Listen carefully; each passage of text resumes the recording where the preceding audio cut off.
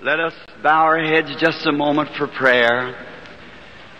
Our gracious Heavenly Father, it is indeed with privileges that we have of approaching Thee, our God and Savior, hearing this marvelous song, How Great Thou Art. It thrills us because that we know that Thou art great. And we pray that Your greatness will be manifested to us anew this afternoon as we speak. And it has fallen my lot for the first time in many years to try to go back into life's past. And I pray that You'll give me strength and what I need, Lord, to be in this hour. And may all my mistakes in life only be a stepping stone to others that would bring them closer to Thee. Grant it, Lord. May sinners see the footprints on the sands of time, and may they be led to Thee. These things we ask in the name of the Lord Jesus. Amen. You may be seated. I'll be glad. There's those and these. All right, sir. Thank you. As this sainted man, Brother Glover, that I've known now for some years, had the privilege of being with him a while last evening, and he's told me he'd been laid up for a little while resting, and now at 75 years old is returning back into the service of the Lord. Not half as tired as I was before I heard that. I thought I was tired, but I don't believe I am. He has just placed here to me some handkerchiefs in the form of envelopes and so forth, where they're inside and already backed. Now, any of you in Radio Land are here that desires one of these handkerchiefs, and you would, the Angelus Temple sends them out constantly, all the time.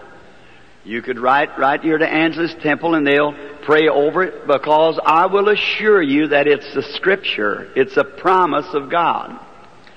And if it would be that you'd want me to pray over one for you, why, I'll be glad to do that. You just would write me Post Office Box 325, Jeffersonville, spelled Jeffersonville, Jeffersonville, Indiana. Or if you cannot think of the Post Office Box, just write Jeffersonville. It's a small city, population about 35,000. Everyone knows me there. And so we would be glad to pray over a handkerchief and send to you. And now we have had great success in doing this, because you'll have a little form letter with it that people around the world pray every morning at 9 o'clock and at 12 o'clock and at 3 o'clock. And you can imagine around behind the world what time of the night they have to get up to make this prayer. So if all these tens of thousands and times thousands are sending prayers to God at that very same time for this ministry, your sickness, God just can't turn that away. And so now, as I say, we don't have any programs. We're not wanting one penny of money. We're just, if we can help you, that's what we're here for. And let us, someone is bringing another bunch of handkerchiefs. Now, if you do not have a handkerchief that you wanted to send, well then you just write anyhow.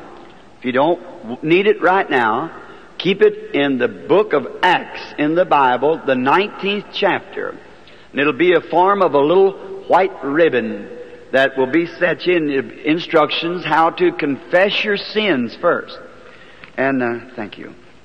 How to confess your sins. You must never try to get anything from God without first being right with God. See? And then you're instructed in this to call your neighbors in and your pastor If you got anything that's in your heart against anyone, go make it right first. And come back and then pray, have a prayer meeting in your home and pin this handkerchief to your underneath garment, then believe God. And at that very 3 hours each day, there'll be people around the world praying, a chain around the world. And now it's yours absolutely free. Just send and now we will not be writing back to you to dun you or to tell you some program that we have.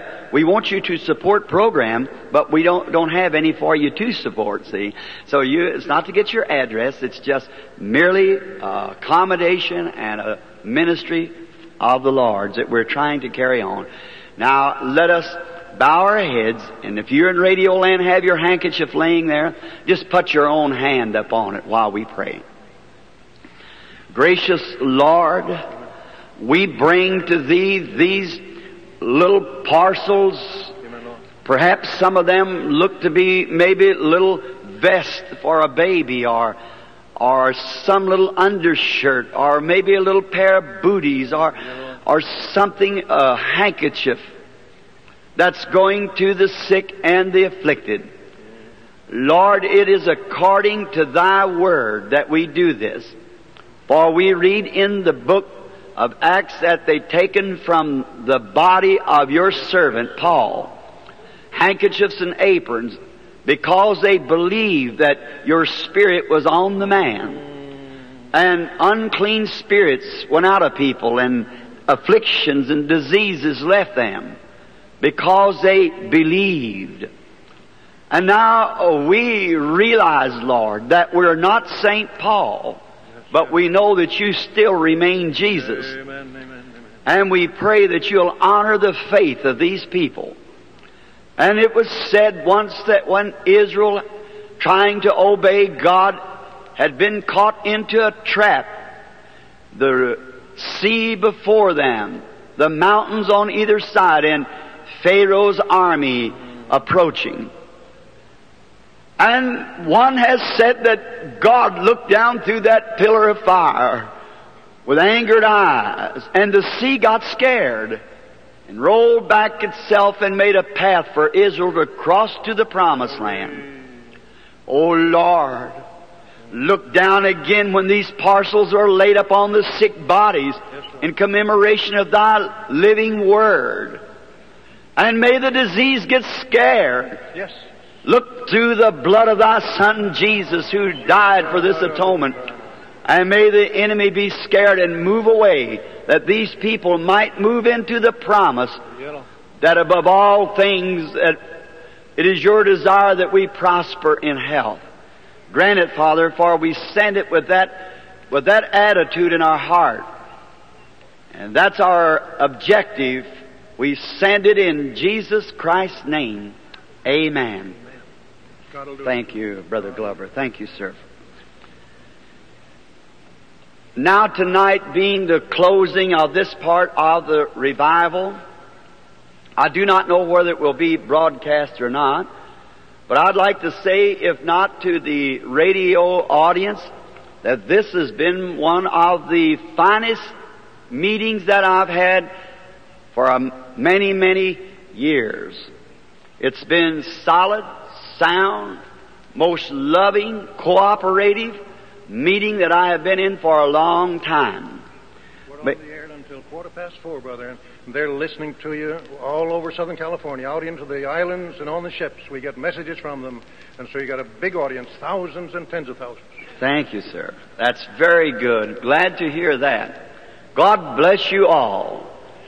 And I certainly have always had a warm place in my heart for the Angelus Temple, for its stand for the full gospel of Jesus Christ. And now it seems to be more personal to me now. It seems like after meeting everyone and seeing their fine spirit, I seem like I am just more one of you than I used to be. God bless you is my prayer. And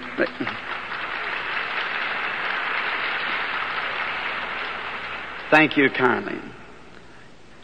Now, it was given out that today I was to kindly talk to you a while on my life story. That's a hard thing for me. This will be the first time I have tried to approach it for many years. And I would not have time to go in details, but just part of it. And in here I've made many mistakes, done many things that was wrong.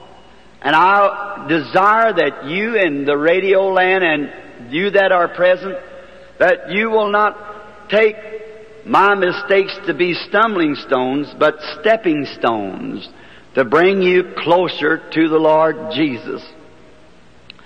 Then tonight, the prayer cards is to be given out for the healing service tonight. Now, when we speak of healing service, doesn't mean that we're going to heal someone. We're going to pray for someone. God does the healing.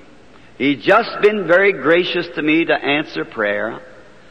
And I was talking to the manager of a famous evangelist here some time ago, and it was asked, why didn't this evangelist pray for the sick? And the evangelist said back to the manager of my meetings, said, if this evangelist believes in divine healing, but if he would start praying for the sick, it would interrupt his service, because he's sponsored by churches. Many churches, and many of them does not believe in divine healing.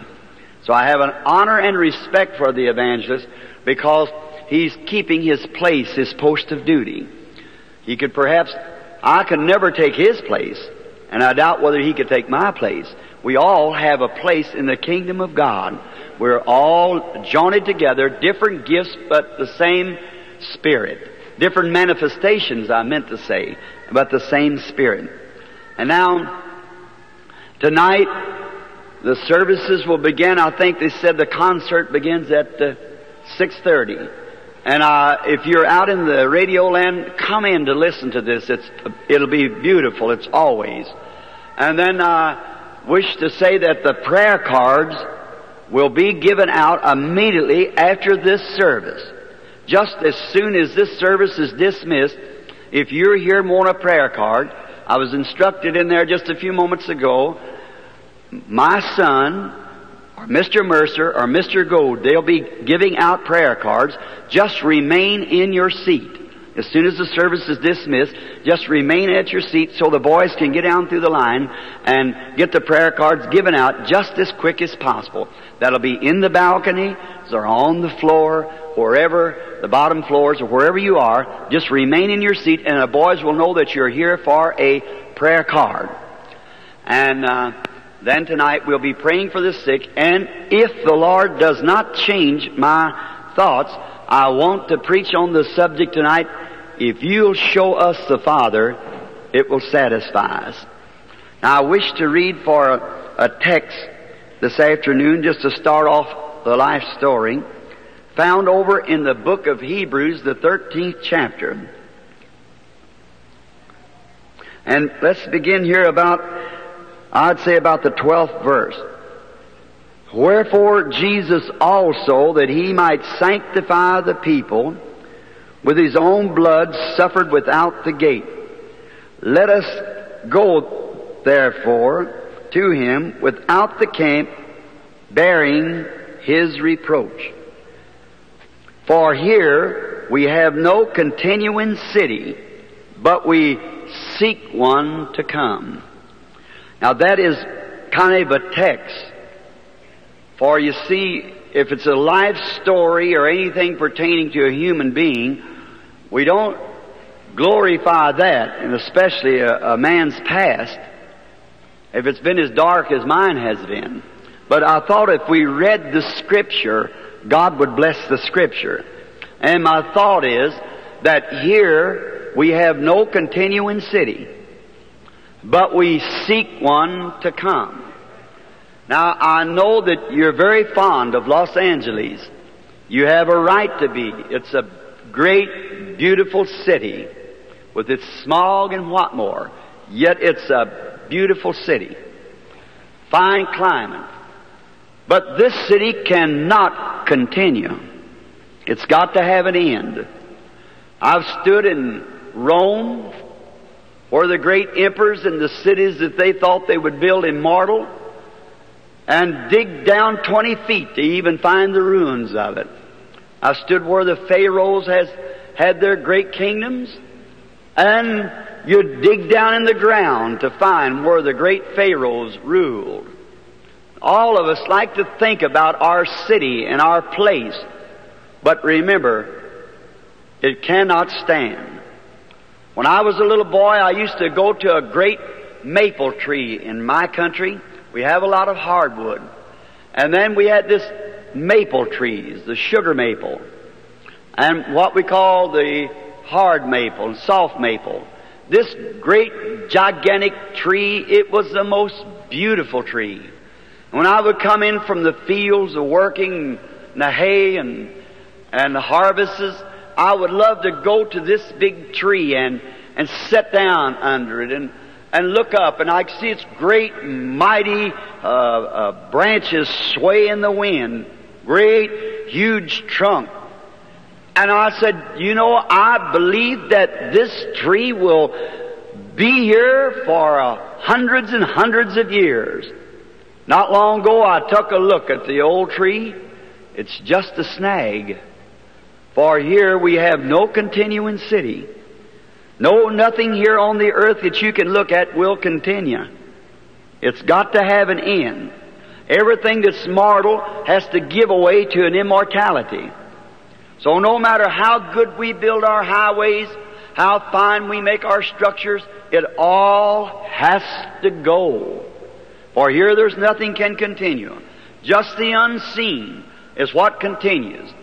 I remember the house that we lived in. It was an old log house chinked with mud. Perhaps maybe many never seen a house chinked with mud. But it was all chinked up with mud, and the great huge logs that was in the old house, I thought that house would stand for hundreds of years.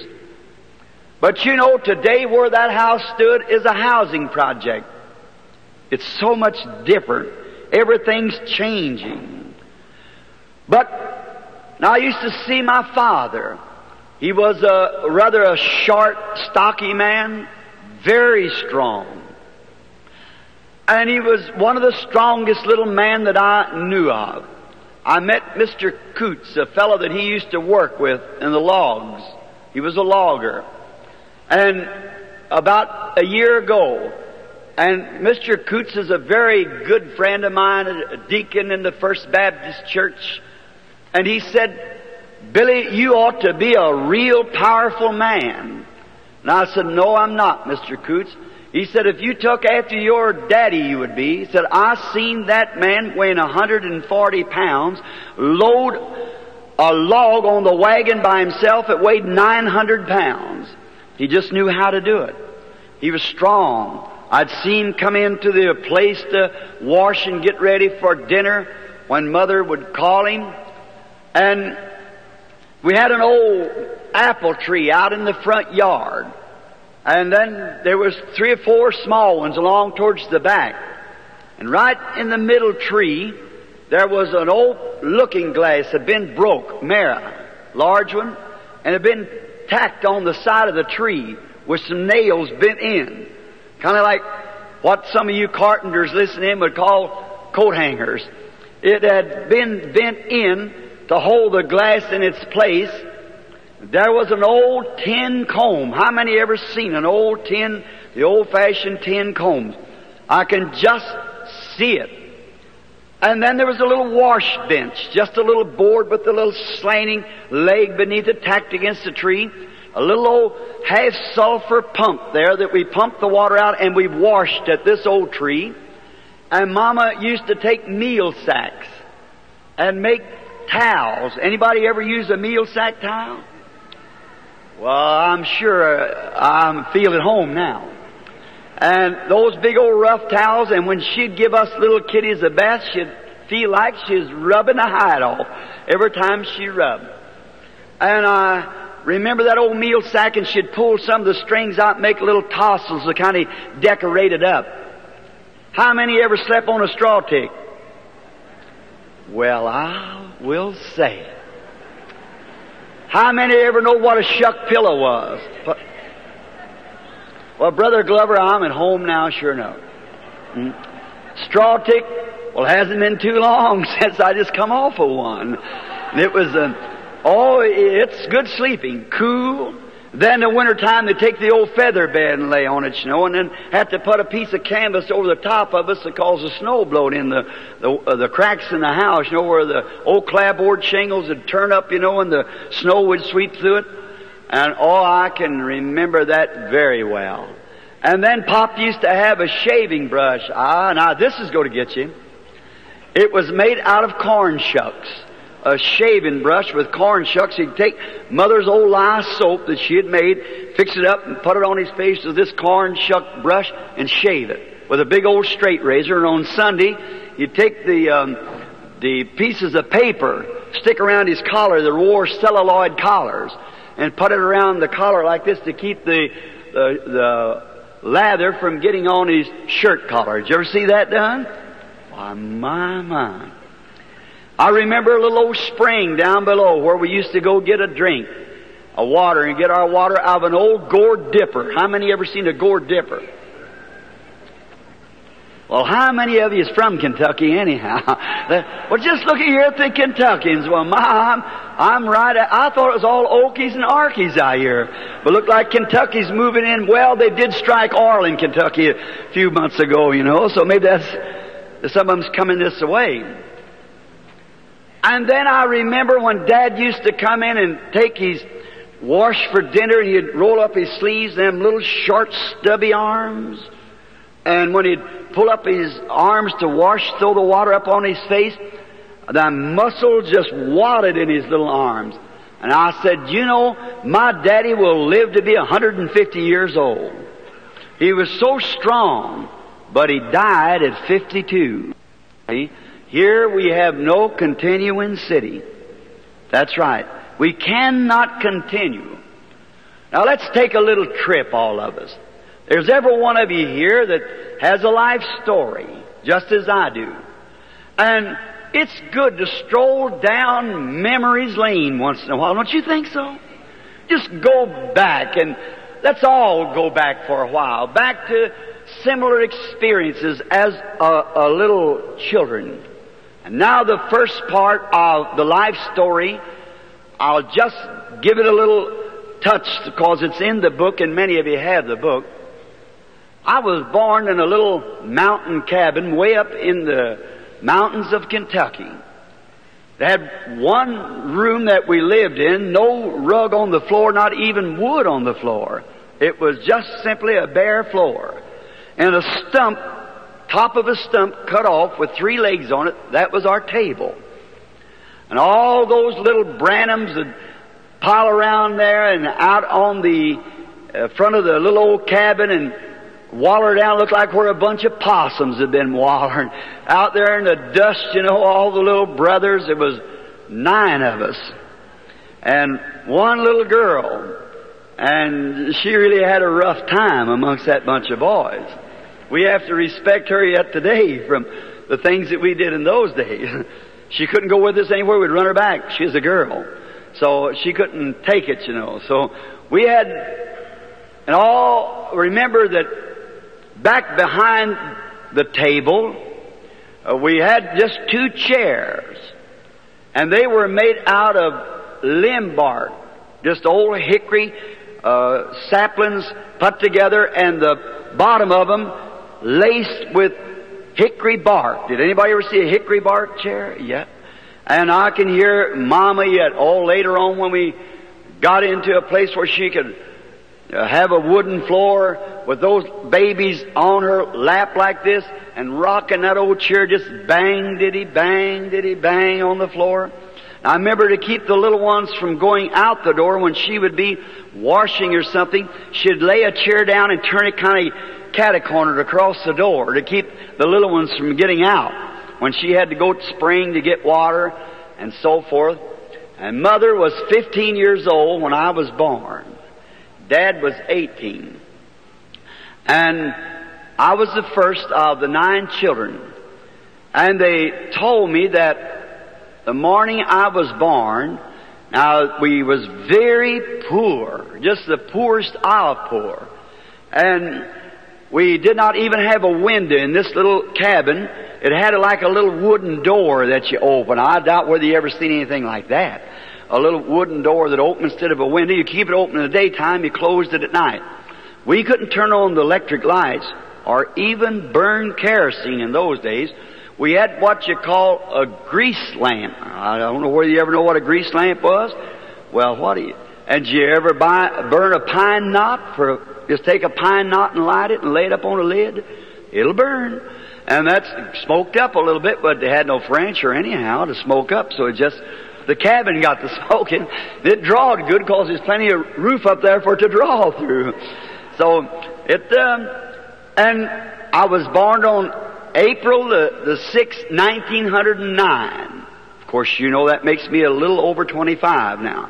And so, the morning that I was born, Mother said that, they opened up the window. Now, we had no doctors. There was a midwife. And that midwife was my grandmother. And so, when I was born and my first beginning to cry, and Mother wanted to see her child, and she's no more than a child herself. And when they opened up the little window just at the break of day, about 5 o'clock, and there was an old robin sitting by the side of a little bush, as you all seen the picture of it in my book of my life story. An old robin was sitting there just singing for all that was in him. I've always loved robins. Now, you boys out in radio land, don't shoot at my birds. You see, they're my birds. Did you ever hear the legend of the robin, how he got his red breast? I'll stop here a moment. How he got his red breast? There was the King of Kings was dying one day on the cross. And he was suffering and no one would come to him. He had no one to help him. And there was a little brown bird wanted to take them nails out of the cross. And he kept flying into the cross and jerking on those nails. He was too little to pull them out. And he got his little breast all red with blood. And ever since then, his breast has been red. Don't shoot him, boys. Let him alone. He was sitting at the side of the window, chirping as the robins sing, and Dad pushed back the window, and when they pushed the little window door back, that light that you see in the picture come whirling in the window. Says my mother, and hung over the bed. Grandmother didn't know what to say. Now, was not a religious family. My people are Catholic. I'm Irish on both sides. My father is strictly Irish, Branham. My mother is Harvey, only her father married a Cherokee Indian. So that broke the little line of the blood of the Irish. And father and mother did not go to church, and they married out of the church, and they had no religion at all. And back there in the mountains, there was not even a Catholic church. So they come over in the early settlers. 2 Branhams come over, and from that sprung the whole generation of Branhams as the genealogy of the family. And then when they opened this window and this light stood in there, they did not know what to do. Dad had bought him, Mama said, a new pair of overalls for this event. He's standing with his arms in the bib of the old overalls like the woodsmen and loggers used in those days. And it frightened them. Well, after I'd got up maybe 10 days old or something, they'd taken me up to a little Baptist church called Possum Kingdom. Possum Kingdom Baptist Church. That's quite a name. There's an old circuit preacher, the old-fashioned Baptist preacher, came through there about once every 2 months. The people would have a little service together. They'd go sing some songs, but they had preaching ever so often on the circuit rider. They paid him each year with a sack of pumpkins and a few things like that, that the people had raised to give him. And the old preacher came by, and there he offered prayer for me as a little boy. That was my first trip to church. At the year of about something a little over 2 years old, the first vision taking place. Well, they had told around in the mountains there that this light came in, so they tried to figure it up. Some of them said it must have been the sunlight reflecting on a mirror in the house, but there was no mirror in there, and the sun wasn't up. So it was too early at 5 o'clock. And then, they just passed it by, and when it was about supposed to be near 3 years old. Now, I have to be honest. There's things here that I do not like to say. And I wish I could bypass it and not have to say it, but yet to tell the truth, you must tell the truth. If it's on yourself or your people, be honest about it, and then it's always the same. My father was a long way from being a religious person. He was a typical mountain boy that drank constantly all the time. And he had gotten in some trouble in a fight. And there had been 2 or 3 men almost killed as they fighting, shooting, and cutting one another with knives at some kind of a party up in the mountains. And Dad had been one of the ringleaders of this fight, because that there'd been a friend of his that got hurt and hit someone with a chair, and the man had a knife out and was going to cut Dad's friend on the floor with this knife through his heart, and Dad took his part. And it really must have been a terrible fight, because they, from all the way down to Burkesville, many miles away, they sent a sheriff up after Dad, horseback. So the man was laying at the point of death. Might be some of his people listening in. I'm going to call his name. Will Yarberry was his name. Probably, I think some of them is in California, of his boys. But he was a bully. Great, powerful man. Killed his own boy with a fence rail. So he was a very powerful and wicked man. And so there was a great knife fight between he and Dad, and my father almost killed the man. So he had to run and leave Kentucky and come across the river to Indiana. And he had a brother that lived at the time in Louisville, Kentucky. It was the assistant superintendent of the wood mosaic sawmills in Kentucky, in Louisville. And so Dad come to find his older brother. Dad was the youngest of the boys, of 17 children. And so he came to find his older brother. And while he was gone for almost a year, he could not come back because the law was looking for him. And then when we had heard from him by letter, signed by another name, but that he had told Mother how it would be, that she'd hear from him.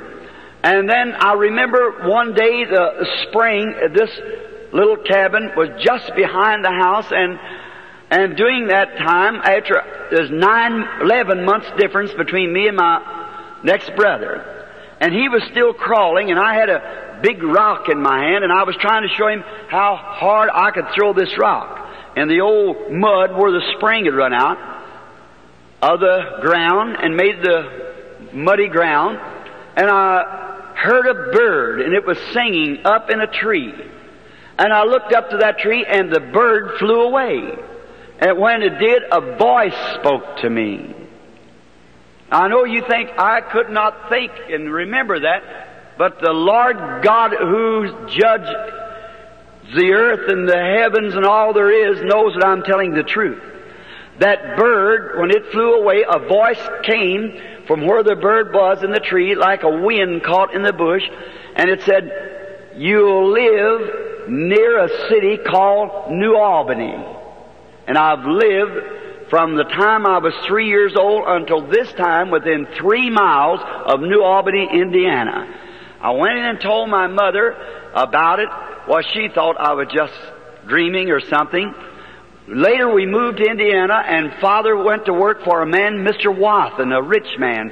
He owns the Wathen distilleries, and he owned a great shares. He's a multi-millionaire, and the Louisville Colonels and baseball and so forth. And then we lived near there, and Dad, being a poor man, yet he could not do without his drinking, so he went to making whiskey in a still.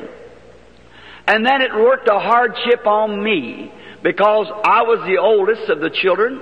I had to come and pack water to this still to keep those coils cool while they were making the whiskey.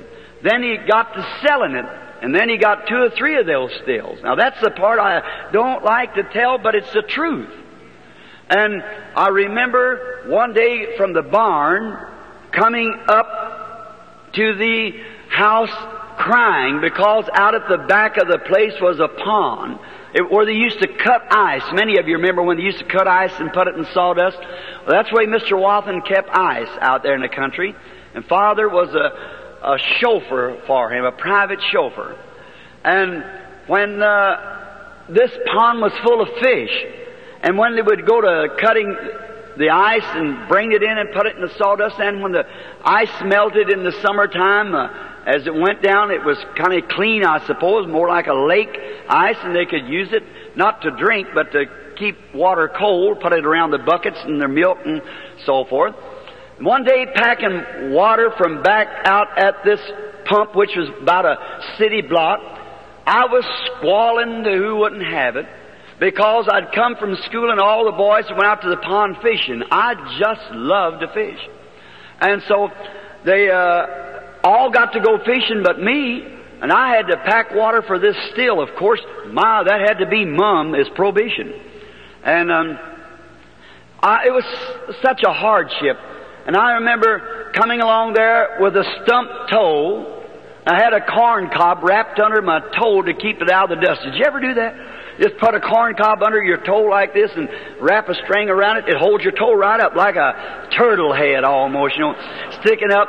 You could track me everywhere I went with this corn cob under my toe where it stumpage, I didn't have any shoes to wear, so we never wore shoes sometime half the winter. And if we did, it was just what we could pick up somebody would give us. And clothes to what somebody charity would give us. And I stopped under this tree, and I was sitting there just squalling. It was in September. Because I wanted to go fishing, I had to pack several tubs of water with little molasses buckets, just about that high, half a gallon, because it's just a little lad of about 7 years old. And I'd pour them in a big tub and then go back and get another 2 buckets and come back pumping it. That's the water we had. And there's going to run off a batch of that corn whiskey that night. These men with Daddy up at the house. And I was crying, and all at once I heard something making a noise like a whirlwind, something like this. Now I hope it isn't too loud, going, just a noise like that. Well, it was awful quiet. Now I looked around, and you know what a little whirlwind, I believe you call them little cyclones in the fall of the year. They pick up through the cornfield, the leaves and so forth. In the autumn there, the leaves had just begun turning, and I was under a great white poplar tree, stood about halfway between the barn and the house. And I heard that noise, and I looked around. It's just as quiet as it is in this room. Not a leaf blowing nowhere, nothing. And I thought, where's that noise coming from? Well, I thought, must be away from here, just a lad. And it got louder and louder. I picked up my little buckets and squalled a couple more times and started up the lane. I was resting. And I got just a few feet from that, out from under the branches of this big tree. And oh my, it made a whirl sounding. And I turned to look, and about halfway up that tree was another whirlwind caught in that tree, just going around and around, moving those leaves.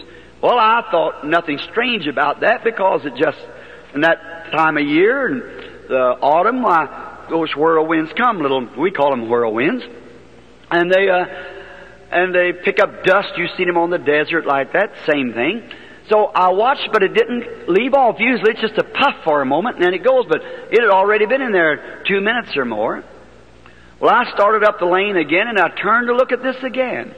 And when it did, a human voice, just as audible as mine is, said, "Don't you never drink, smoke, or defile your body in any way. There'll be a work for you to do when you get older." Why, it like to scared me to death. You can imagine how a little fella felt. I dropped those buckets and home I went just as hard as I could go, screaming the top of my voice, and there was copperheads in that country, snakes, and they're very poison. Mother thought, coming alongside the garden, I'd perhaps got my foot on a copperhead, and she ran to meet me, and I jumped up in her arms, screaming, hugging her, kissing her, and she said, "What's the matter? Did you get snake bit?" Looked me all over. I said, "No, Mama, there's a man in that tree down there." And she said, "Oh, Billy, come on." And she said, "Did you stop and go to sleep?" I said, "No, ma'am. There's a man in that tree, and he told me not to drink and not to smoke. Drink whiskeys and things." And I was packing water to a moonshine still right then. And he said, "Don't you never drink or defile your body in any way." That's immoral, and my young manhood with women. And to my best, I have never one time been guilty of such. The Lord help me of those things, and as we go along, you'll find out. So then, don't drink or don't smoke or do not defile your body, for there will be a work for you to do when you get older. Well, I told that to Mama, and she just laughed at me, and I was just hysterically. She called the doctor, and the doctor said, "Well, he's just nervous, that's all." So she put me to bed, and I never from that day to this ever passed by that tree again. I was scared. I'd go down the other side of the garden because I thought there was a man up in that tree. And he was talking to me. Great, deep voice that spoke. And then sometime about a month after that, I was playing marbles out with my little brothers out in the front yard. And all at once I had a strange feeling come on me. And I stopped and sat down on the side of the tree, and we were right up on the bank from the Ohio River. And I looked down towards Jeffersonville, and I seen a bridge rise up and go across the river, span the river, and I seen 16 men, I counted them, had dropped off of there and lost their lives on that bridge. I run in real quick and told my mother, and she thought I went to sleep, but they kept it in mind, and 22 years from then, the municipal bridge, now it's many of you cross when you cross there, crossed the river at the same place, and 16 men lost their life building that bridge across the river. It's never failed to be perfectly true. As you see it here in the auditorium, it's been that way all the time. Now, they thought I was just a nervous, which I am, a nervous person. That's true. And if you ever notice, people who are inclined to be spiritual are nervous. Look at poets and prophets, and look at William Capper, who wrote that famous song, "There is a fountain filled with blood drawn from Emmanuel's veins." Did you ever, you know the song? I stood by his grave not long ago. Brother Julius, I believe, yes, that's right, was with us over there. And his grave, and there after he had wrote that song, the inspiration left him. He tried to find the river to commit suicide. See, the spirit had left him. And people like poets and authors prophets. Look at Elijah. When he stood on the mountain and called fire out of the heaven and called rain out of the heaven. Then when the Spirit left him, he run at a threat of a woman, and God found him pulled back in a cave 40 days later. Look at Jonah with enough inspiration when the Lord had anointed him to preach there in Nineveh till a city with the size of St. Louis repented with sackcloth. And then when the Spirit left him, what happened to him? We find him up on the mountain after the Spirit left him, praying to God to take his life. And see, it's inspiration. And when these things happen, it does something to you. Then I remember coming on up, I got to be a young man. I'll hurry to make it within the next little bit. When I got to be a young man, I had ideas like all young men. Going to school, I'd found them little girls, I was real bashful. And I finally got me a little girlfriend. And like all little boys, about 15 years old, I guess. And so, she was pretty.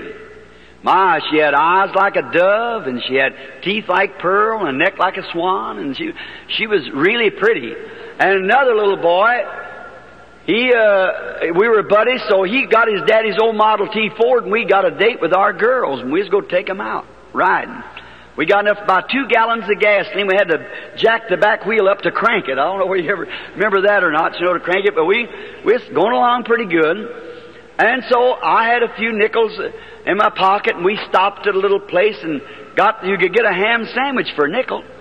And so, I was rich. I could buy 4 of them, see. And after we'd eat the sandwiches and drink the Coke, I started taking the bottles back. And to my surprise, when I come out, women had just started falling from grace at that time, or from womanhood. My little dove was smoking a cigarette. Well, I've always had my opinion of a woman that would smoke a cigarette, and I haven't changed it one bit from that time on. That's right. It's the lowest thing she can do. That's exactly right. And I thought, now the cigarette company could get after me for this, but I'm telling you, that's just a stunt of the devil. It's the biggest killer and sabotage this nation's got. I'd rather my boy be a drunkard than to be a cigarette smoker. That's the truth. I'd rather see my wife laying on the floor drunk than to see her with a cigarette. That's how. Now, this Spirit of God that's with me, if that is the Spirit of God, as you might question, you smoking cigarettes has got a slim chance when you get there. Because that just, every time you notice on the platform how he condemns it, it's a horrible thing. Keep away from it. Ladies, if you have been guilty of that, please, in the name of Christ, get away from it. It breaks you. It'll kill you. It's a cancer by the carloads. The doctors try to warn you. And then how they can sell you that stuff. If you go down to the drugstore and say, I want to buy 50 cents worth of cancer. Well, they come lock them up. But when you buy 50 cents worth of cigarettes, you're buying the same thing. Doctors say so. Oh, this money-mad nation. It's too bad. It's a killer. It's been proved. Well, when I seen that pretty little girl just acting smart, this cigarette in her hand, that like to kill me, because I really thought I loved her. And I thought, well, I'm called a woman hater, you know that, because I'm always kind of against women, but not against you sisters. I'm just against the way modern women act. That's right. Well, good women should be packed long, but I can remember when my father's still up there running, I'd have to be out there with water and stuff, see young ladies that wasn't over 17, 18 years old, up there with man my age now, drunk, and they'd have to sober them up and give them black coffee to get home to cook their husband's supper. Oh, something like that. I said, this was my remark then, they're not worth a good clean bullet to kill them with it. That's right. And I hated women. That's right. And I just have to watch every move now to keep them still thinking the same thing. So, but now a good woman is a jewel in a man's crown. She should be honored. My mother's a woman. My wife is. And they're lovely. And I've got thousands of Christian sisters who I highly respect. But if they can respect what God made them, a motherhood and a real queen, that's all right. She's one of the best things that God could give a man was a wife. Besides salvation, a wife is the best thing if she is a good wife. But if she isn't, Solomon said, a good woman is a jewel in a man's crown, but a ornery one or no good one is water in his blood. And that's right, that's the worst thing could happen. So a good woman, if you've got a good wife, brother, you ought to respect her with the highest. That's right. You should do that. A real woman. And children, if you've got a real mother that stays home and tries to take care of you, keeping your clothes clean, sends you to school, teaching you about Jesus, you should honor that sweet old mother with all that's in you. You should respect that woman. Yes, sir, because she's a real mother. They talk about the illiteracy of Kentucky mountains. You sit in this here dog patch stuff. Some of them old mammies out there could come here to Hollywood and teach you modern mothers how to raise your kids. You let her kid come in one night with her hair all messed up and lips, what do you call it? Makeup stuff they put on their face and her dress all squeezed to one side and been out all night drunk. Brother, she'd get one of the limbs off the top of that hickory tree and she'd never go out no more. I'm telling you, if you had a little more of that, you'd have a better Hollywood around here and a better nation. That's right. It's true. Just try to be modern. That's one of the tricks of the devil. Now, this little girl, when I looked at her, my heart just bled. And I thought, poor little feller. And she said, "Oh, you want a cigarette, Billy?" I said, "No, ma'am." I said, "I don't smoke." She said, "Now, you said you didn't dance. They want to go to a dance, and I wouldn't do it." So I said, "There's a dance down there, what's called Sycamore Gardens."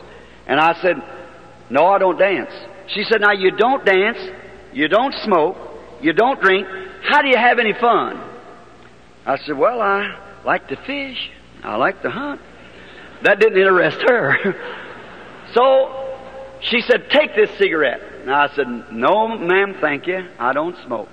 And I was standing on the fender. They had a running board on the old Ford, you remember. I was standing on that fender, steady in the back seat, she and I. And she said, "You mean you won't smoke a cigarette?" Said, "And we girls has got more nerve than you have." I said, "No, ma'am, don't believe I want to do it." She said, "Well, you big sissy." Oh, my. I wanted to be Big Bad Bill, so I sure didn't want nothing sissy. See, I wanted to be a prize fighter. That was my idea of life. So I said, "Sissy, sissy." I couldn't stand that. So I said, "Give it to me." I said, "I'll show her where I'm sissy or not." Got that cigarette out and started to strike the match. Now, I know I'm not responsible for what you think. I'm just responsible for telling the truth.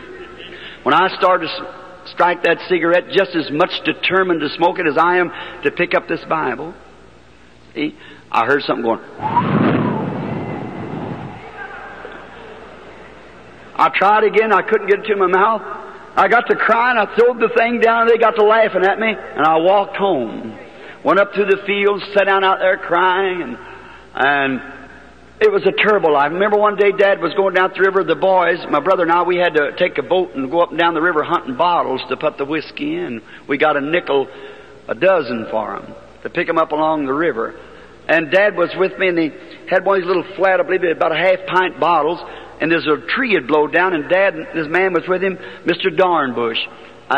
He had a nice boat, and I wanted to find favor with him because I wanted to use that boat. It had a good rudder. Mine didn't have no rudder at all. We had just old boards to paddle with. And if he'd let me use that boat, so he done welding, and he made the stills for Dad. So they threw their leg up across that tree, and Dad reached in his back pocket and pulled out a little flat bottle of whiskey, handed it to him, and he took a drink, handed it back to Dad, and he taken a drink. And he set it down on a little sucker on the side of the tree that went out. And Mr. Darnbush picked it up and said, "Here you are, Billy." I said, "Thank you, I don't drink." He said, "A Branham? And don't drink?" Everyone died with their boots on nearly. And he said, "A Branham and don't drink?" I said, "No, sir." "No," Dad said, "I'll raise one sissy." My daddy calling me a sissy. I said, "Hand me that bottle." I pulled that stopper out of the top of it, determined to drink it, and when I started to turn it up, I handed the bottle back and took off down through the field as hard as I could, crying. Something wouldn't let me do it. See, I could not say, well, I was any good. I was determined to do it. But it's God, grace, amazing grace, that kept me from doing those things. I wanted to do them myself, but He just wouldn't let me do it. Later on, I found a girl when I was about 22 years old. She was a darling. She was a girl that went to church, German Lutheran. Her name was Brumbach, B-R-U-M-B-A-C-H, come from the name of Brombaugh. And she was a nice girl. She didn't smoke or drink or she didn't dance or anything. A nice girl. I went with her for a little while, and then about 22, I'd made enough money I bought me an old Ford. And we'd go out on dates together, and so that time there was no Lutheran church close. They'd moved from Howard Park up there, and so there was a minister, the one that ordained me in the Missionary Baptist Church, Dr. Roy Davis, Sister Upshaw, the very one that sent Brother Upshaw over to me or talked to him about me, Dr. Roy Davis. And so he was preaching and had the First Baptist Church, or I don't believe it was the First Baptist Church either. It was called the Missionary Baptist Church at Jeffersonville. And he was preaching at the place at that time, and we would go to church at night, and we'd come back, and I never did join church, but I just liked to go with her, because the main thought was going with her. I just might as well be honest. So then, going with her, and one day she is out of a nice family, and I begin to think, you know, I oughtn't take that girl's time. It isn't right, because she's a nice girl, and I'm poor, and my daddy had broke down in health, and there was no way for me to make a living for a girl like that who had been used to a nice home and rugs on the floor. I remember the first rug I ever seen, I didn't know what it was. I walked around the side. I thought it was the prettiest thing I ever seen in my life. How would they put something like that on the floor? It was the first rug I'd ever seen. It was this one of these, I believe it's called matting rugs. I may have had that wrong. Some kind of like wicker or something is laced together and laying on the floor, pretty green and red, and big rose worked in the middle of it. You know, it was a pretty thing. And so I remember I made up my mind that I either had to ask her to marry me, or I must get away and let some good man marry her. Somebody that would be good to her, could make her a living, and could be kind to her. I could be kind to her, but I was only making 20 cents an hour, so I couldn't make too much of a living for her. And with all the family we had to take care of, and Dad broke down in health, and I had to take care of all them, so I was having a pretty rough time. So I thought, well, the only thing for me to do is tell her that I just won't be back, because I thought too much of her to wreck her life and to let her fool along with me. And then I thought if somebody could get a hold of her and marry her, make a lovely home, and maybe if I couldn't have her, I could know that she was happy. And so I thought, but I just can't give her up. And I was in an awful shape, and day after day I'd think about it. So I was too bashful to ask her to marry me. Every night I'd make up my mind, I'm going to ask her, and when what is that, butterflies or something you get in your... all you brethren out there probably had the same experience along that. And a real funny feeling, my face would get hot. I didn't know, I couldn't ask her. So I guess you wonder how I ever got married. You know what? I wrote her a letter and asked her. And so, now it wasn't dear miss, it was a little more, on the love side than that. It was just not an agreement. It was, I wrote it up best I could. And I was a little afraid of her mother. Her mother she was kind of rough. And, but her father was a gentle old Dutchman, just a fine old fella. He was organizer of the Brotherhood of the Trainmen on the railroad, making about $500 a month. And them times of me making 20 cents an hour to marry his daughter. I know that would never work. And her mother was she's a nice lady. And she was kind of one of these high societies, and prissy-like, and so she didn't have much use for me anyhow. I was just an old, plain, sassafras country boy, and she thought Hope ought to go with a little better class of boy, and I think she was right. And so, but I didn't think it then. So I thought, well, I don't know, I can't ask her daddy, and I'm sure I'm not going to ask her mother, and so I've got to ask her first. So I wrote me a letter, and that morning on the road to work, I dropped it in the mailbox. We was going to church Wednesday night, and that was on Monday morning. I tried all day Sunday to tell her that I wanted to get married, and I just couldn't get up to enough nerve. So then I dropped it in the mailbox, and at work that day I happened to think, what if her mother got a hold of that letter? Oh, my, then I knowed I was ruined if she ever got a hold of it. Because she didn't care too much about me. Well, I was just sweating it out. And that Wednesday night when I come, oh my, I thought, how am I going to go up there? If her mother got a hold of that letter, she'll really work me over. So I hope she got it. I addressed it to Hope. That was her name, Hope. And so I said, I'll just write it out here to Hope. And I thought maybe she might have not have got a hold of it. So I don't better to stop outside and blow the horn for her to come out. Oh my. And any boy that hasn't got nerve enough to walk up to the house and knock on the door and ask for the girl ain't got no business being out with her anyhow. That's exactly right. That's so silly. That's cheap. And so I stopped my old Ford, you know, and I had it all shined up. And so I went up and knocked at the door. Mercy, your mother come to the door. I couldn't hardly catch her, but I said, how do you do, Miss Branham? She said, how do you do, William? Oh, William. And she said, will you step in? I said, thank you. I stepped inside the door. I said, is Hope just about ready? And just then here come Hope skipping through the house, just a girl at 16. And she said, hi, Billy. And I said, hi, Hope. I said, you about ready for church? She said, just in a minute. I thought, oh my, she never got it. She never got it. Good, good, good. Hope never got it either, so it'll be all right, because she'd have named it to me. So I felt pretty fair. And then when I got out of church, I happened to think, what if she did get it? See? I couldn't hear what Dr. Davis was saying. I look over at her and I thought, if maybe she's just holding it back and she's really going to tell me off when I get out of here for asking her that. And I couldn't hear what Brother Davis was saying. And I look over at her and I thought, I hate to give her up. But the showdown's sure to come.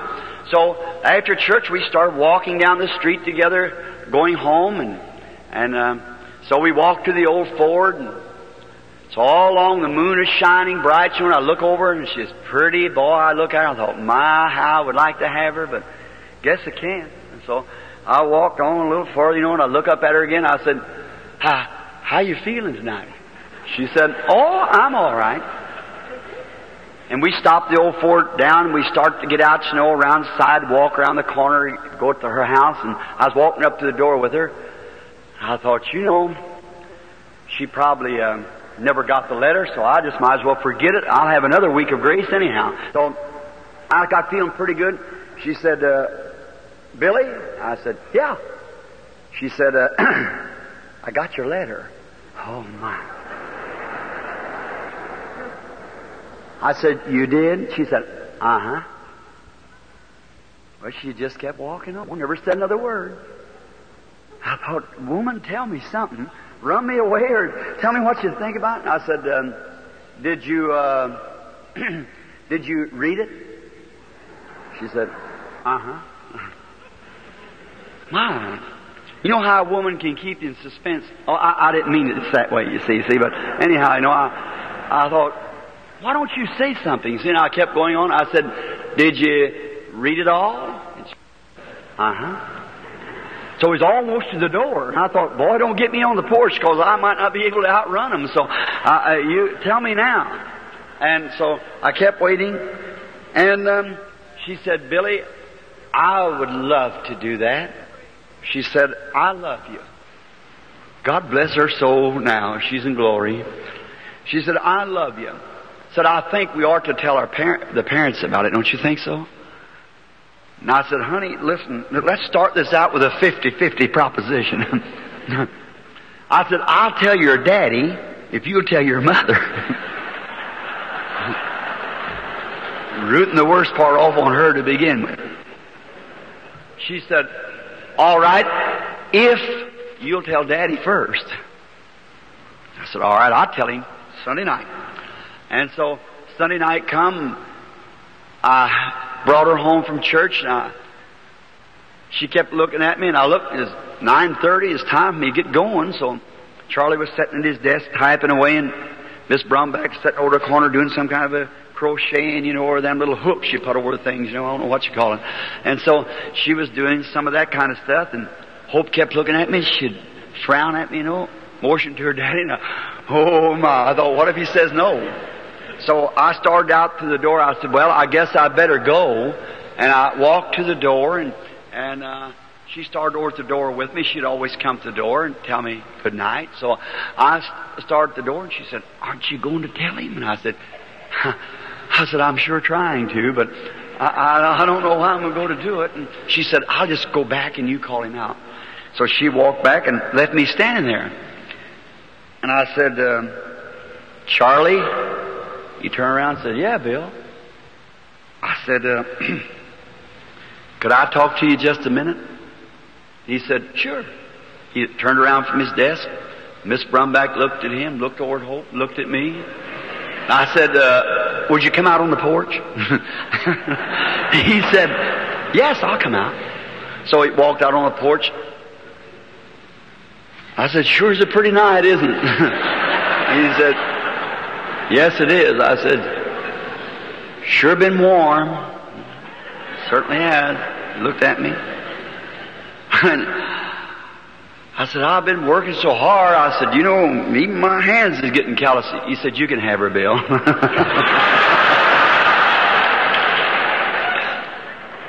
Oh my, you can have her. Oh, that's better. I said, "You really mean it, Charlie?" I said, "Charlie, look, I know she's your daughter and you got money." And he reached over and got me by the hand. He said, "Bill, listen, money ain't all things that's in human life." He said, I said, "Charlie, I only make 20 cents an hour, but I love her. She loves me. I promise you, Charlie, that I'll work till the calluses wear off of my hands to make her a living. I'll be just as true to her as I could be." He said, "I believe that, Bill." He said, "Listen, Bill, I want to tell you." He said, "You know, happiness don't altogether take money to be happy. So just be good to her, and I know you will." I said, "Thank you, Charlie. I sure will do that." And it's her time to tell Mama. I don't know how she got by, but we got married. So when we got married, we didn't have nothing to go housekeeping. I think we had $2 or $3. So we rented a house. It cost us $4 a month. It was a little old 2-room place. And someone gave us an old folding bed. I wonder if anybody ever seen an old folding bed. And they gave us that, and I went out to Sears and Roebuck's and got a little table with 4 chairs, and it wasn't painted, you know. And we got that on time. And so then I went over to Mr. Weber, a junk dealer, and bought a cooking stove. I paid 75 cents for it and $1 and something for grates to go in it. We set up housekeeping. I remember taking and painting a shamrock on the chairs when I painted them. And, we were happy. We had one another, so that's all necessary. God, by His mercy and His goodness, was the happiest little couple could be on the earth. I found this, that happiness does not consist of how much of the world's goods you own, but how contented you are with the portion that's allotted to you. And after a while, God came down and blessed our little home. We had a little boy. His name was Billy Paul. It's in the service right now here. And a little later from that, about 11 months, He blessed us again with a little girl called Sharon Rose, taken from the word of the Rose of Sharon. And I remember one day I had saved up my money, and I was going to take a little vacation, going up to a place, Papaw Lake, to fish. And on my road back, and during this time, I'm leaving out my conversion. I was converted and was ordained by Dr. Roy Davis in the Missionary Baptist Church, and had become a minister and have the tabernacle that I now preach in Jeffersonville. And I was pastoring the little church, and no money. I pastored the church 17 years and never got 1 penny. I didn't believe in there wasn't even an offering plate in it. And what tithings I had from work and so forth, had a little box on the back of the building, said, little sign on it, "Insomuch as you have done unto the least of these my little ones, you have did it unto me." And then that's how the church was paid for. We had 10 years loan to pay it, and was paid off less than 2 years. And I never took an offering of no kind. And then I had a few dollars I saved up for my vacation. She worked too at Fine Shirt Factory. A lovely, darling girl. And her grave is probably snowy today, but she's still in my heart. And I remember when she worked so hard to help me to have enough money to go up to this lake to fish. And when I was coming back from the lake, I began to see coming into Mishawaka in South Bend, Indiana. And I began to notice cars that had signs on the back that said, Jesus only. And I thought, that sounds strange, Jesus only. And I began noticing those signs, and it was on anywhere from bicycles, Fords, Cadillacs, and what more. Jesus only. And I followed some of them down, and I come to a great big church, and I found out they were Pentecostal. I'd heard of Pentecostal, but they were a bunch of holy rollers. They laid on the floor and frothed at their mouth and everything that they told me about. So I didn't want nothing to do with it. So I heard them all carrying on in there, and I thought, believe I'll just walk in. So I stopped my old Ford and walked in, and all the singing you ever heard in your life. And I come to find out there were two great churches, one of them called the PA of JC and the PA of W. Many of you people might remember those old I think they're United now, called the United Pentecostal Church. Well, I listened to some of their teachers. And they were standing there, they were teaching about Jesus and how great He was and how great everything was, and about a baptism of the Holy Ghost. I thought, what are they talking about? And after a while, somebody jumped up and started speaking with tongues. Well, I never heard anything like that in my life. And here comes some woman up through there running just as hard as she could. Then all of them got up and started running. And I thought, well, brother, they sure ain't got no church manners. Screaming and shouting and carrying on. I thought, what a bunch this is. But you know, something about it, longer I sit there, the better I liked it. There was something seemed to be real good. And I began to watch them, and it went on. I thought, I'll just bear with them a while, because I'm close to the door. If anything starts just rational, I'll run out the door. I know where my car's parked, just around the corner. And I began to hear some of them preachers as scholars and students. Well, I thought, that's fine. So it comes supper time, and said, everybody come to supper. But I thought, wait a minute, I got $1.75 to go home. And that's all I had for gasoline money, just taking that to take me home. And I had my old Ford. It was a pretty good old Ford. It wasn't backslid. It was just like this one out here. It just wore out. And I actually believe that Ford would go 30 miles an hour. But of course that was 15 this way and 15 this way, you see. Put it together, you had 30. And so I thought, well, that night I think I would go out. And after I stayed for the night service, and he said, all of the preachers, regardless of denomination, come to the platform. Well, there's about 200 of us up there. I went up, and so he said, now we haven't got time for you all to preach. He said, just walk by and say who you are and where you're from. Well, it come my time. I said, William Branham, Baptist, Jeffersonville, Indiana. Walk by. I hear all the rest of them calling themselves Pentecostal, Pentecostal, Pentecostal, PAW, PAJC, PAW. I walked by, I thought, well, I guess I'm the ugly duckling. So I sit down, waited. And that day they had fine young preachers out there, and they'd preached powerfully. And then they said the one's going to bring the message tonight is, I believe they called him elder. And the ministers, instead of reverend, it was elder. And they brought an old colored man out there. And he had one of these old-fashioned preacher's coats. I don't guess you ever seen one. Long pigeon tail in the back, you know, with a velvet collar, and he had just a little white rim of hair around his head. Poor old fellow, he came out like this, you know, and he stood there and he turned around, and where all the preachers had been preaching about Jesus and how great He was and so forth, that old man took his text from over in Job. Where was you when I laid the foundation of the world? Or when the morning stars sang together and the sons of God shouted for joy. That poor old fellow, I thought, why did you put some of them young fellows up there to preach? Great, the place is packed and jammed. And I thought, why didn't they do that? So then this old fella, instead of preaching what was going on down here on earth, he began to preach what was going on in heaven all the time. Well, he took him up at the beginning of time and brought him back in the second coming down the horizontal rainbow. I never heard such preaching in my life. About that time the Spirit hit him. He jumped about that high and clicked his heels together, throwed his shoulders back, and went tipping off that platform. Said, you haven't got room enough up here for me to preach. And he had more room than I got here. I thought, if that'll make an old man act like that, what would he do if he got on me? Maybe I need some of that. Well, he come out there, I felt so sorry for the old fellow, but when he left, I was feeling sorry for myself.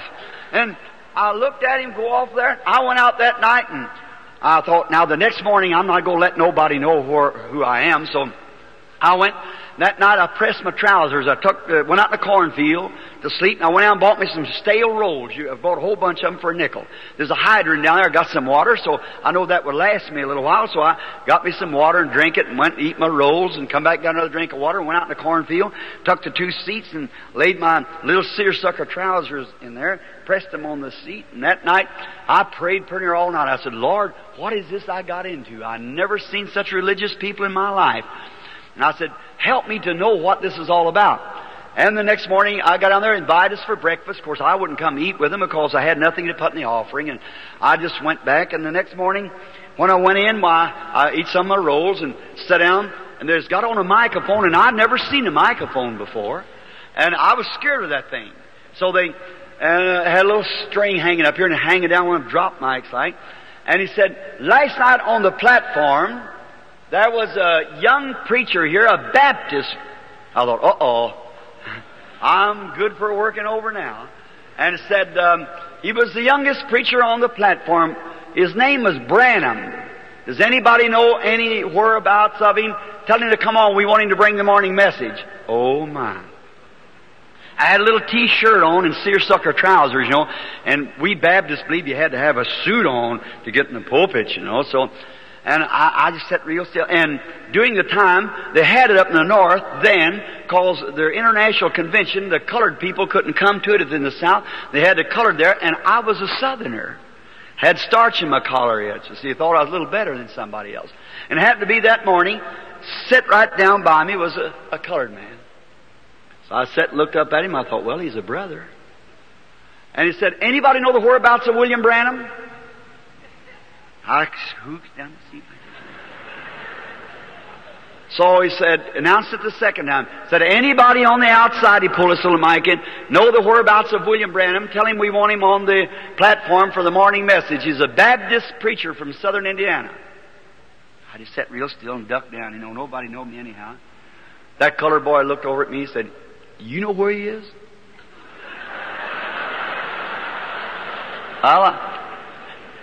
I either had to lie or do something. So I said, hold down here. He said, yes, sir. I said, I want to tell you something. I said, I'm him. He said, well, go on up there. And I said, I can't. See, I said, I got on these little seersucker trousers, this little t-shirt. I said, I couldn't go up there. He said, them people don't care how you dress. Go on up there. I said, no. I said, keep still. Don't say nothing now. And he come back to the phone and said, anybody know the whereabouts of William Branham? He said, here he is. Here he is. Here he is.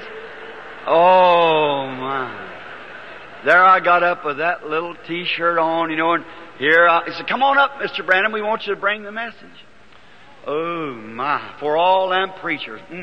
All them people. And I went slipping up, you know, my face red, my ears burning, and I slipped up seersucker trousers and t-shirts. Preacher. Baptist preacher going up to the microphone. Never seen one before, you see. I stood up there. I said, well, I don't know about this. I was fumbling real nervous, you know, and I got over here around Luke 16, and I thought, and I got on the subject, and he lifted up his eyes in hell and cried. Now so I began to preach, you know, and I got to preach, and it felt a little better, and I said, the rich man was in hell, and he cried. That little 3 words, like I have a lot of sermons like that. Believest thou this and speak to the rock. You've heard me preach, Sam. And then he cried. And I said, there's no children there. Certainly not in hell. Then he cried. I said, there's no flowers there. Then he cried. There's no God there. Then he cried. There's no Christ there. Then he cried. Then I cried. Something got a hold of me. My, oh my. I don't know what happened. When I kind of got to myself, I was standing on the outside. Then people got screaming and shouting and crying, and we had an awful time. When I come outside, there's a fellow walked up to me with a great big Texas hat on, big boots. Walked up and said, I'm Elder so-and-so, preacher. Cowboy boots. Cowboy clothes on. I thought, well, my seersucker trousers ain't so bad then. Said, I want you to come down to Texas and hold me a revival. Let me put that down, mister. And I put it down like that. Here come a fellow up with one of these little kind of a golf trousers on, where he used to play golf, you know, they had them little blouse pants. He said, I'm Elder so-and-so from Miami. I'd like to... my, maybe dressing isn't so much of it. I looked at it and I thought, all right, so I grabbed these things and home I went. Wife met me and she said, why you sound so happy about Billy? I said, oh, I met the cream of the crop. My, it's the best you ever seen. Them people ain't ashamed of their religion, and oh, I told her all about it. I said, and looky here, honey, a whole string of invitations. Them people. He said, they're not holy rollers, are they? I said, I don't know what kind of rollers they are, but they got something that I needed. See, I said, that's one thing, I'm sure. I said, I've seen an old man 90 years old come young again. I said, I never heard such preaching in my life. Why, I never seen a Baptist preach like that. I said, they preach till they get out of breath and bend their knees plumb to the floor and come back up, catch their breath. You can hear them 2 blocks away still preaching. And I said, I never heard such in my life. And I said, they speak in an unknown tongue and the other one tells what they're talking about. Never heard such in my life. I said, will you go with me? She said, honey, when I married you, I will stick with you until death shall separate us. She said, I'll go. She said, I will tell the folks. And I said, well, you tell your mama and I'll tell my mama. So I went and told Mama. Mama said, well, sure, Billy, whatever the Lord's called you to do, go do it. And so Miss Brumback asked for me to come up. Well, she said, what's this you're talking about? And I said, oh, Miss Brumback, I said, you ain't ever seen such people. She said, quieten down, quieten down. I said, yes, ma'am. I said, I'm sorry. And she said, do you know that's a bunch of holy rollers? I said, no, ma'am, I didn't know that. I said, they sure are fine people. She said, the very idea, do you think you'd drag my daughter out amongst stuff like that? Said, ridiculous, that's nothing but trash that the other churches have thrown out. She said, indeed, you'll not drag my daughter out like that. I said, but, you know, Miss Brumback, down in my heart, I feel that the Lord wants me to go with them people. She said, you go back up to your church until they're able to afford a parsonage for you and act like a man's got some sense. Said, you're not taking my daughter out through there. I said, yes, ma'am. I turned around, walked out, and Hope started crying. She come out, she said, Billy, regardless of what Mama says, I'll stay with you. Bless her heart. And I said, oh, that's all right, honey. And I just let it go. She wouldn't let her daughter go with such people as that because it wasn't nothing but trash. And so I just kind of let it go. It was the worst mistake I ever made in my life. One of the worst. A little later, a few years after the children come, and one day they come up a flood in 1937. There came a flood.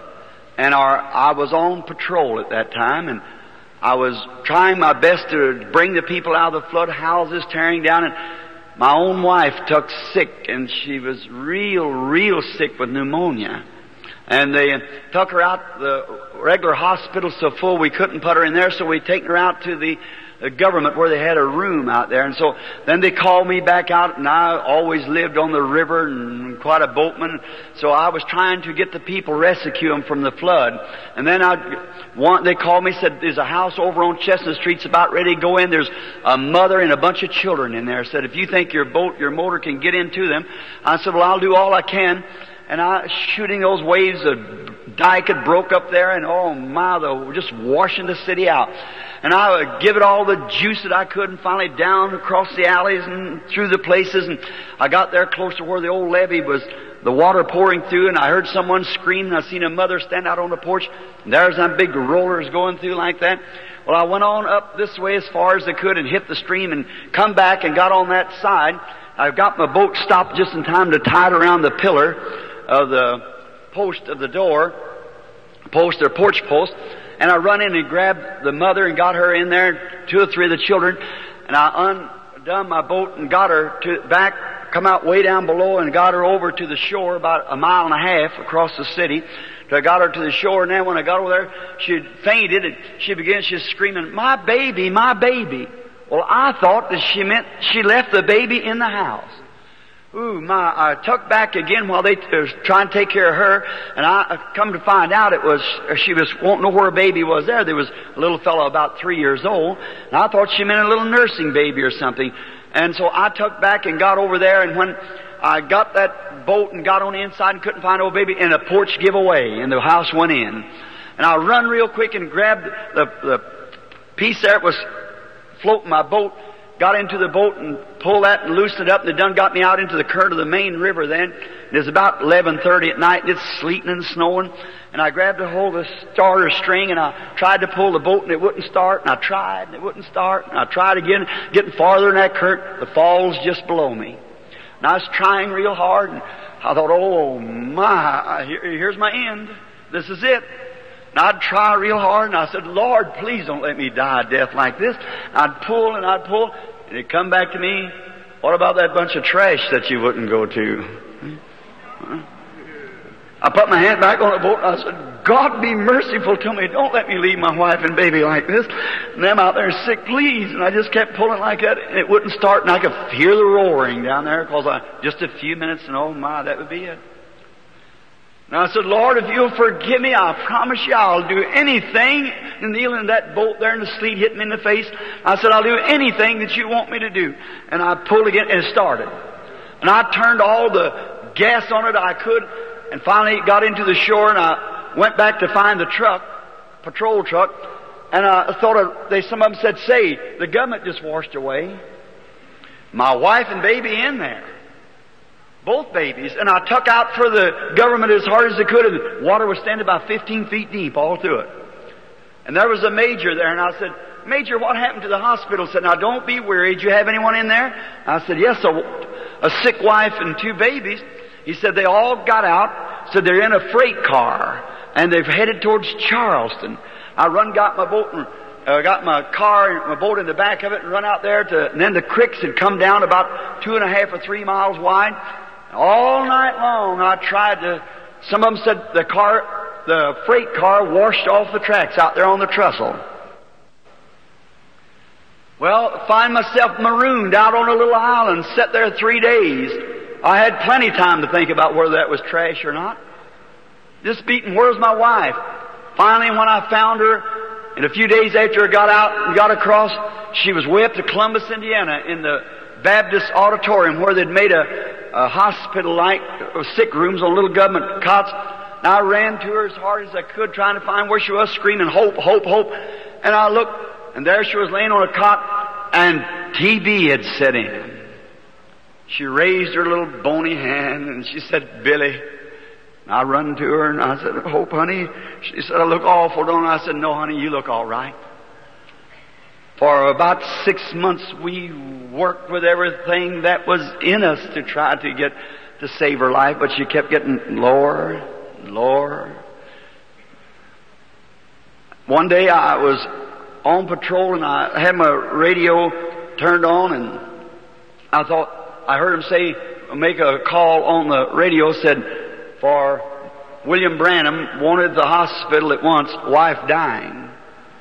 I rushed back to the hospital as quick as I could, turned on the red light and the siren and took off. And then I got up at the hospital, and I stopped, run in, coming down through the hospital. I seen a little buddy of mine that we fished together, we run together as boys. Sam Adair, Dr. Sam Adair, he's the one that was the vision come not long ago and told him about the clinic. And he said if anybody doubted the vision, just call him collect if you want to know about whether it was right or not. And so then here he come out like that, and he had his hat in his hand. He looked at me and he just started crying. And I run up to him, throw my arms around him, he put his arms around me, he said, Billy, she's going. He said, I'm sorry, I've done all I could do, I've had specialists and everything. I said, Sam, surely she's not going. He said, yeah, she's going. And he said, don't go in there, Bill. And I said, I've got to go in, Sam. He said, don't do it. Don't, please don't. I said, let me go in. He said, I'll go with you. I said, no, you stay out here. I want to stay with her in her last minute. He said, she's unconscious. I walked in the room, and the nurse was sitting there, and she was crying because she and Hope was schoolmates together. And so I looked over, and she started crying, put her hand up, and started walking over. And I looked over and shook her. There she was. She had went down from about 120 pounds to about 60. And I shook her. And if I live to be 100 years old, I'll never forget what happened. She turned over, and those great, big, pretty eyes looked up at me. She smiled. She said, why did you call me back, Billy? I said, honey, I just got the cast. I had to work. We was way in debt and hundreds of dollars a doctor bill and nothing to pay it with. And I just had to work. And I've seen her 2 or 3 times a day, and every night. And then when she was in that condition, I said, "What do you mean call you back?" She said, "Bill, you've preached about it, you've talked about it, but you don't have no idea what it is." I said, "What are you talking about?" She said, "Heaven." She said, "Look," she said, "I was being escorted home by some people's man or women or something that was dressed in white. And she said, I was at ease and peace."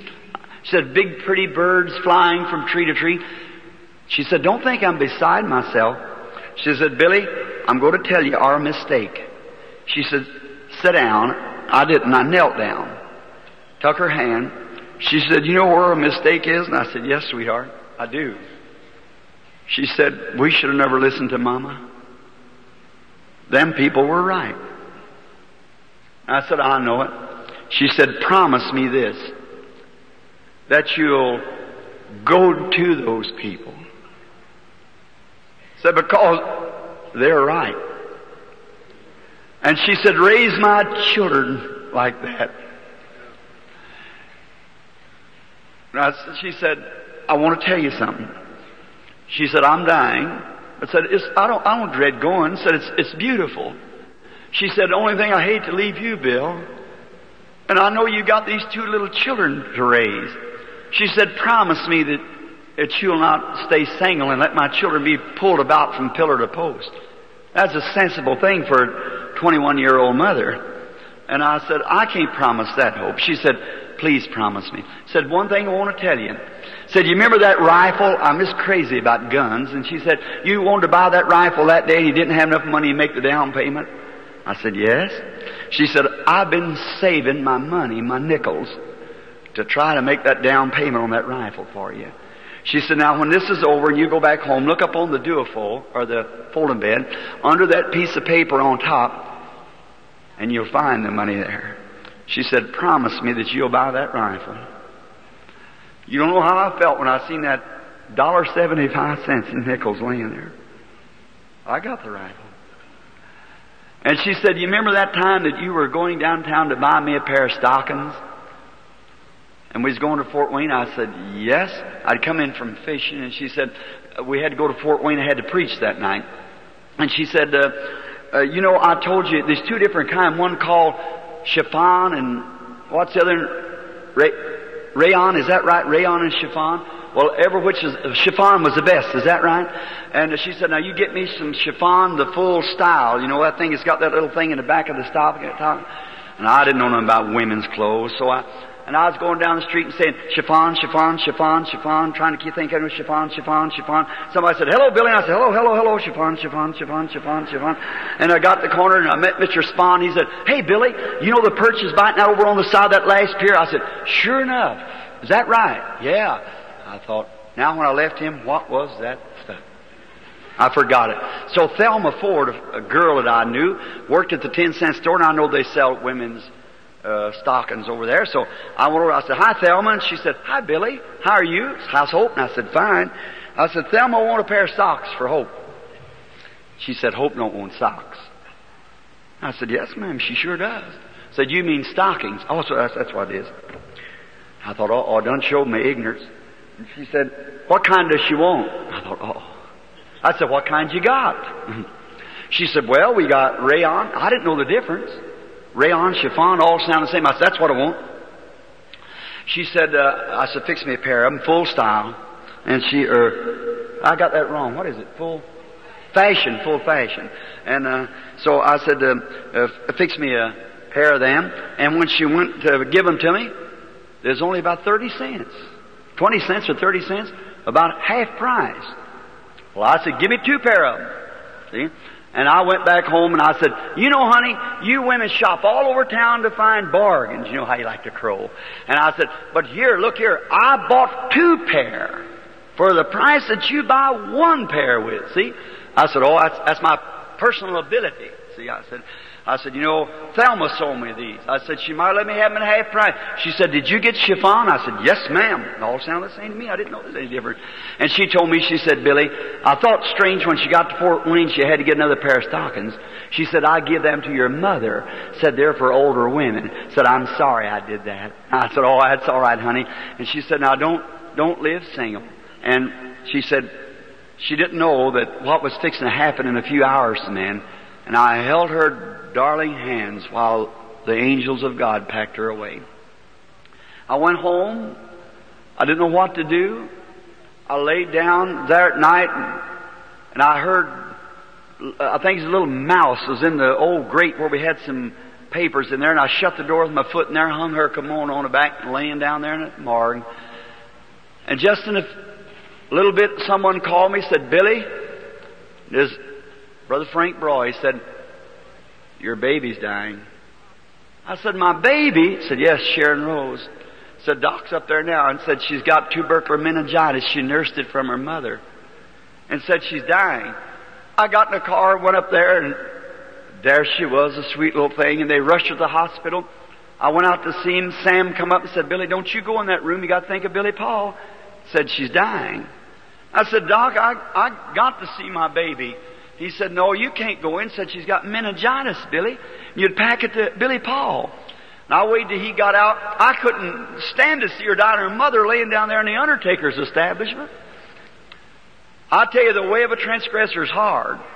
And I went, slipped in the door, and when Sam went out, the nurse went out, I went out into the basement. It's a little bitty hospital.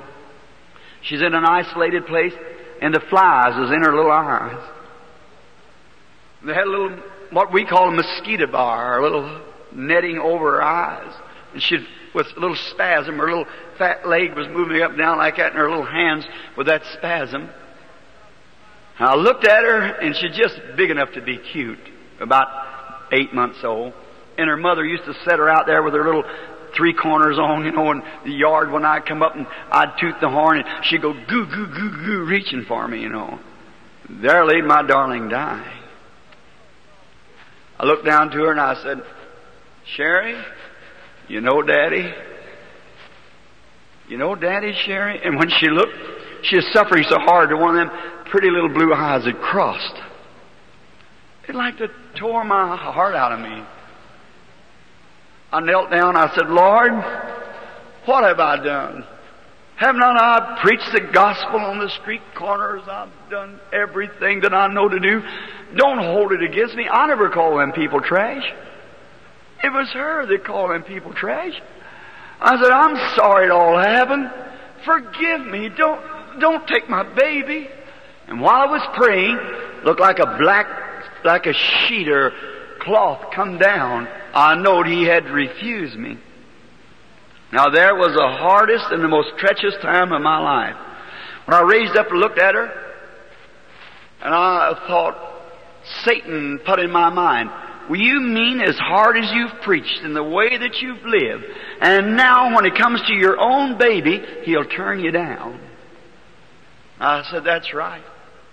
If he can't save my baby, then I can't. I stopped.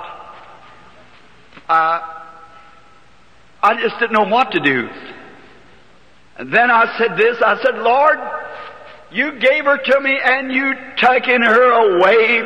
Blessed be the name of the Lord. If you take even me, I'll still love you. And I put my hand over on her and I said, bless you, sweetheart. Daddy wanted to raise you with all my heart. I wanted to raise you. And raise you to love the Lord. But the angels are coming for you, sweetheart. Daddy will take your little body down and lay it on the arms of Mama. I'll bury you with her. Someday, Daddy will meet you. You just wait up there with Mama. When her mother was dying, she said, last word she said, Bill, stay on the field. I said, if I'm on the field when he comes, I'll get the kids and meet. If I'm not, I'll be buried by you. And you go over on the right-hand side of the great gate, and when you see all of them come in, stand there and start hollering, Bill, Bill, Bill, just as loud as you can. I'll meet you there. I kissed her goodbye. I'm on the battlefield today. That's been nearly 20 years ago. I got my date with my wife. I'm going to meet her. I took the little baby when it died and put it on the arms of the mother, and we taken it out to the cemetery. And I stood there to hear Brother Smith, the Methodist preacher that preached the funeral. Ashes to ashes and dust to dust. And I thought, heart to heart. There she went. Not long after that, I took little Billy there one morning. He's just a little bitty feller. That's the reason he sticks with me and I stick with him. I had to be both Papa and Mama both to him. I'd take his little bottle, and we couldn't afford to have a fire at night to keep his milk warm, and I'd lay it under my back like this and keep it warm by the heat of my body. We've stuck together like buddies, and one of these days when I go off the field, I want to hand him the word and say, go on, Billy. You stay with it. Some people wonder why I got him with me all the time. I can't give him up. He's even married, but I still remember she told me stay with him. We stuck together like buddies. Remember walking around town, the bottle under my arm. He'd get to crying. One night he was walking out in the backyard where just when she was fixing to have him, she was smothered, and just a girl, you know, and I'd walk back and forth from the old oak tree in the back of the yard, and he was crying for his mama, and I didn't have his mama to take him to, and I packed him. I said, oh honey, he said, Daddy, where's my mama? Did you put her into that ground? I said, no, honey, she's up in heaven. And he said something there like to kill me one afternoon. He was crying. It was long, late in the evening, and I was packing him on my back, packing him on my shoulder, and patting him like this. He said, Daddy, please go get Mama and bring her here. And I said, honey, I can't get Mama. Jesus said, well, tell Jesus to send me my Mama. I want her. I said, well, honey, me and you go see her sometime. And he stopped and said, Daddy. And I said, yeah. Said, I see Mama up there on that cloud. Like to kill me. I thought, I see Mama up there on that cloud. I just almost fainted. I hugged the little fella up to my bosom like that and just held my head down. Went on in. Days passed. I couldn't forget it. I tried to work, couldn't go back home. It wasn't home no more. I wanted to stay. We didn't have nothing but just that old tore up furniture. But it was something that she and I had enjoyed together. It was home. And I remember one day I was trying to work in public service. I went up to fix an old secretary was hanging down. It was real early in the morning, and I climbed up this cross, and I couldn't give that baby up. I could see my wife going, but that baby going, just a little bitty thing. And I was on there, and I was singing, on the hill far away stood an old rugged cross, and the primaries run down to the transformer and went out in the, secondary. And I was hanging up there on it, and I happened to look, and the sun coming up behind me, and there my hand stretched out, and the sign of that cross on the hillside. I thought, yes, it was my sins that put him there. I said, Sharon, honey, Daddy wants to see you so bad, honey. I would like to hold you in my arms again, you darling little thing. I got beside myself. It had been weeks. I pulled off my rubber glove. There's 2,300 volts running right beside of me. I pulled off my rubber glove. I said, God, I hate to do this. I'm a coward. But Sherry, Daddy's going to see you and Mommy just in a few minutes. Started pulling off my glove to put my hand on that 2,300. Break. Well, you even have no blood left in you. And so I started pulling that glove off, and something happened. When I come to, I was sitting on the ground with my hands up like this to my face crying. It was God's grace, or I wouldn't have been having a healing service here. I'm sure of that. It was Him protecting His gift, not me. I started home. I quit. Put my tools away and went back. I said, I'm going home. I started around the house, and I picked up the mail in the house, kind of cold, and I went in. We had one little room. I was sleeping on a little cot there, and the frost coming up. And that old stove, I took the mail and I looked in the mail, and the first thing on there was her little Christmas saving, 80 cents. Miss Sharon Rose Branham. There it was all over again. I'd been game warden. I reached in there and got my gun, pistol, out from the holster. I said, Lord, I can't go this anymore. I'm dying. I'm so tormented. I pulled the hammer back on the gun, put it up to my head, kneeling there on that cot in that dark room. I said, Our Father, Lord in heaven, hallowed be thy name. Thy kingdom come, thine will be done. As I tried, I squeezed that trigger as hard as I could. I said, On earth as it is in heaven, give us this day our daily bread. And it wouldn't go off. I thought, oh God, are you just tearing me to pieces? What have I done? You won't even let me die. And I threw the gun down and it went off and shot through the room. I said, God, why can't I die and get out of it? I just can't go no farther. You've got to do something to me. And I fell over and started crying on my little old dirty bunk there. And I must have went to sleep. I don't know whether it was asleep or what happened.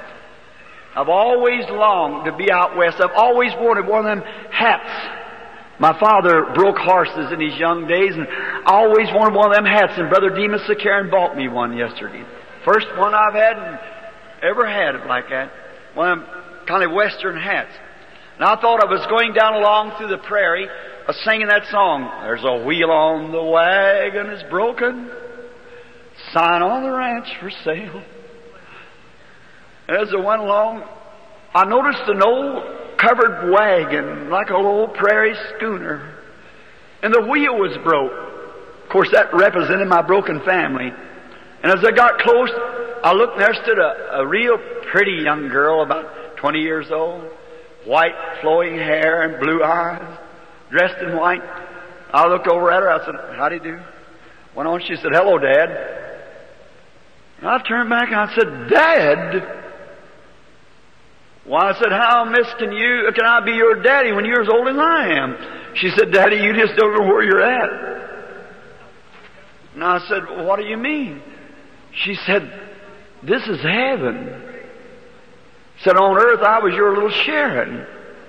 Well, I said, honey, you was just a little baby. Said, Daddy, little babies are not little babies. Sure, they're immortal. They never get old or never grow. And I said, oh, Sharon, honey, you're a pretty young woman. She said, Mama's waiting for you. I said, where? She said, up at your new home. I said, new home? Branhams are vagabonds. They don't have homes. They just... I said, well, I never had a home, honey. She said, but you got one up here, Daddy. I don't mean to be a baby. But it's just so real to me. As I start to thinking of it, it all comes back again. She said, you got one here, Daddy. I know I got one over there. Someday I'll go to it. She said, where's Billy Paul, my brother? I said, well, I left him at Miss Broy's just a few minutes ago. Said, Mother wants to see you. And I turned and looked. And there was great big palaces. And the glory of God coming up around him. And I heard an angelic choir singing, my home, sweet home. I started up a long steps running just as hard as I could. And when I got to the door, there she stood. A white garment on, that black hair long, holding down her back. She raised out her arms, as she always did when I come home tired from work or something. I caught her by the hands and I said, honey, I seen Sharon down there. I said, she made a pretty girl, didn't she? She said, yes, Bill. She said, Bill, put her arms around me, and she said, just around my shoulders. She started patting me. She said, stop worrying about me and Sharon. I said, honey, I can't help it. She said, now Sharon and I are better off than you are. And said, don't worry about us no more. Will you promise me? And I said, I've been so lonesome for you. And for Sharon, and Billy cries all the time for you. I said, I don't know what to do with him. And she said, it'll be all right, Bill. She said, just promise me you won't weary no more. And she said, won't you sit down? And I looked around, and there's a great big chair. And I remember I tried to buy a chair. Now, in closing, I tried to buy a chair one time. We just had them old common wooden bottom chairs for that breakfast set. We had to use them, the old chairs we had. And we could buy one of these chairs that let back in the back like I forget what kind of easy rest chair, and it cost $17. You could pay $3 down and $1 a week. And we got one, and when I come in, I'd work all day and preach till midnight around the streets and wherever I could preach. And one day I got behind on my payments. We couldn't make it, and it got day after day. And finally, one day they come and got my chair and took it. That night I never will forget, she had me a cherry pie baked, poor little old thing. She knew I was going to be disappointed. And after supper I said, "What you so good about tonight, honey?" And she said, "Say, I had the boys over in the neighborhood to dig you some fishing worms. Don't you think we ought to go down to the river and fish a little while?" And I said, "Yes, but..." And she started crying. I know there was something wrong. I had an idea, because it already sent me a notice it's coming to get it. We couldn't make that $1 payment a week. We couldn't afford it. She put her arms around me, and I went to the door, and my chair was gone.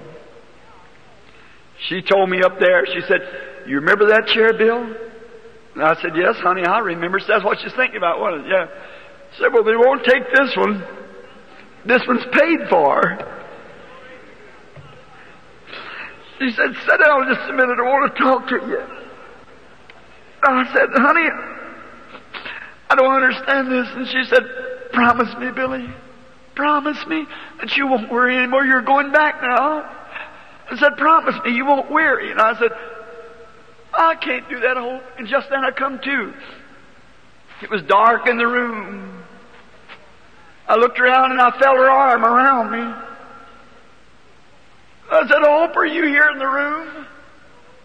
She started patting me. She said, "You gonna make me that promise, Bill? Promise me you won't worry no more?" I said, "I promise you." And then she patted me 2 or 3 times, and she was gone. I jumped up and turned on the light, looked everywhere. She was gone. But she's just gone out of the room. She isn't gone. She's still living. She was a Christian. Billy and I went to the grave here some time ago, packing a little flower for his mother and sister, just on an Easter morning, and we stopped. The little fellow started crying. He said, "Daddy, my mom is down there." I said, "No, honey, no, she ain't down there. Sister ain't down there." We got a folded over grave here, but way across the sea there's an open grave where Jesus rose, and someday He'll come, He'll bring Sister and Mama with Him. I'm on the battlefield today, friends. I just can't tell anymore. God bless you. Let's bow our heads a minute.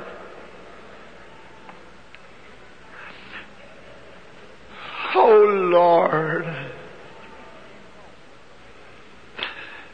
Many times, Lord, I'm sure people don't understand when they think these things come easy. But there's a great day coming when Jesus shall come and all these sorrows will be wiped away.